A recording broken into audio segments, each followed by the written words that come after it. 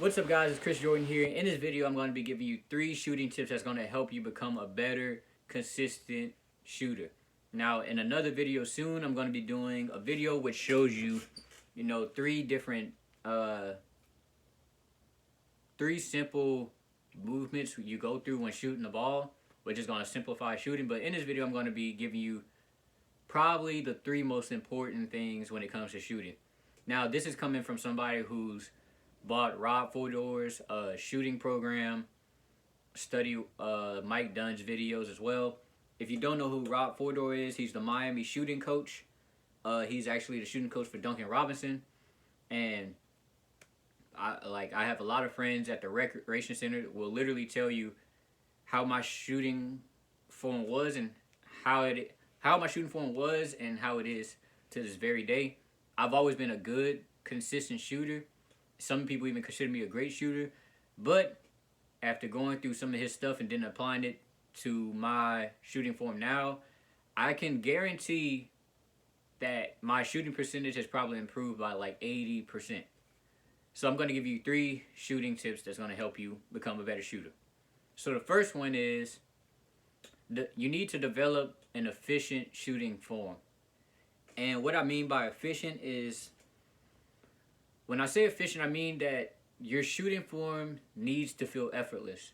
So, a good example of this, is kids. So, a lot of people think that shooting comes from your legs. Most of the shooting comes from your legs when it's not true at all. Most of shooting is an upper body activity, and I was taught growing this as well that most of your shooting comes from your legs or whatever.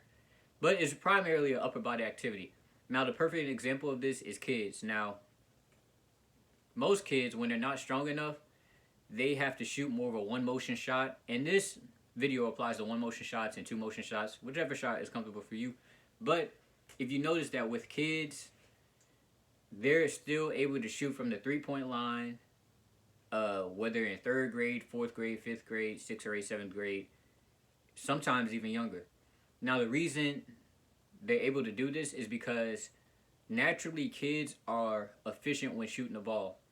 And I can name like 5 people off the top of my head who are in 5th, 6th grade, 7th grade, who are great shooters for their age. And it's because they're naturally efficient and they have one point where they start the ball, and from that point on, it starts from close to their body, and there's no stopping motion in their shot. And this is because they're not as strong as older people who have 2 motion shots, or stronger people, so they have to be more efficient with the ball. So really, you want to develop a more efficient shooting form. Even if you're a 1 motion shooter or 2 motion shooter, I've literally changed my shot from a 2 motion shot to a 1 motion shot, but it applies to both. But ideally, you want to have an efficient shooting form. So that's the first thing. So these last 2 tips are going to be just as important. And the second tip is shooting the ball straight. So you'll be surprised by how many people I know who shoot the ball and it's going way left, way right. They're airballing the ball, all types of stuff. And I could name a lot of people who shoot like that. And the problem with this is that they're not shooting the ball straight. So you need to shoot the ball straight in order for you to have a great shooting form and be a high level dead eye shooter. So one drill you can do is you can find a line anywhere on the ground, and what you want to do is you want to shoot the ball, right? You want to shoot the ball up in the air, and the plan is for the ball to come straight down on the middle of the line. Now, if you do it correctly, it's going to come down straight down on the line every time. If you do it wrong, it's going to go wide left, wide right, or it's going to be on the right side of the line or the left side of the line. Now, what that is going to tell you is that whenever you're shooting the ball, that means it's not coming off your index finger or middle finger. So what I recommend people do, and the tip I give to people, is that find out what finger the ball leaves your hand last. So for example, I'm a middle finger shooter, meaning that whenever I shoot the ball, when I have videos of myself, this is how I found out. Like, you can find out if you're an index finger shooter or middle finger shooter just by recording yourself, side view, behind you, in front of you, and you could just slow it down. You can see what finger it comes off last. That's the biggest advantage of recording yourself shooting. Now, after you figure that out, what you want to do while shooting the ball is, when you're shooting the ball, you want to focus on that finger when shooting the ball. Don't really focus too much on it, but when you're releasing the ball, focus on having the ball come off that finger. You don't want to force it, obviously, but you want to make sure it comes off that finger, because if it comes off that finger correctly, the ball is going to be straight every single time. So that's another tip. Just shoot the ball straight. A lot of people struggle with this, surprisingly, and it's one of the easiest things to fix.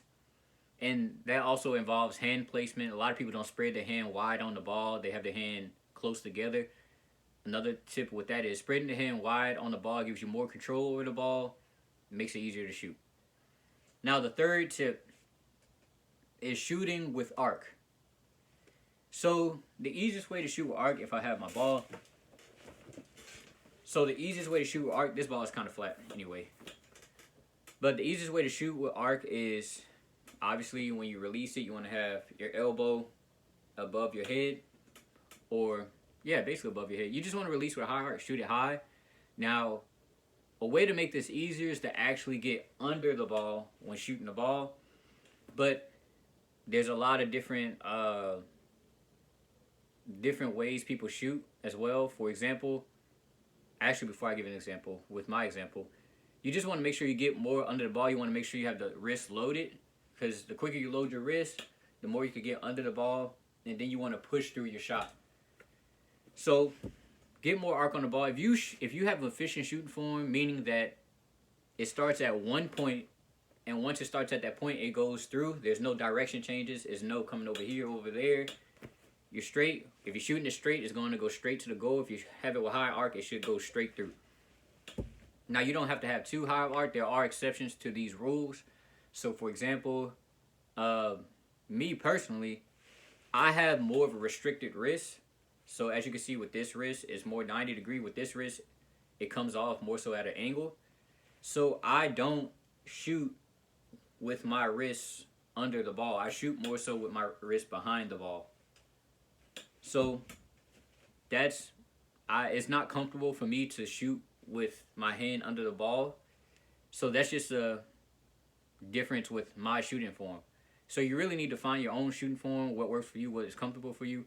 But ideally, you want to have your wrist under the ball so you can shoot the ball up instead of shooting the ball straight or flat.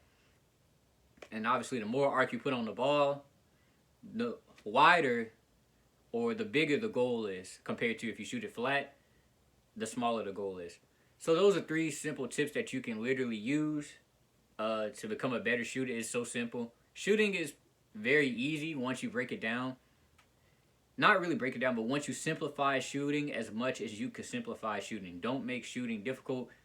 You don't want to make it difficult. The more difficult you make shooting, the harder it is going to be to become a consistent shooter.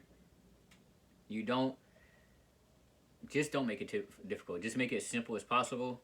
For example, the next time I do a video, I'm going to show you, there's really 3 steps of shooting. You have your 1 move, 2 move, and then through.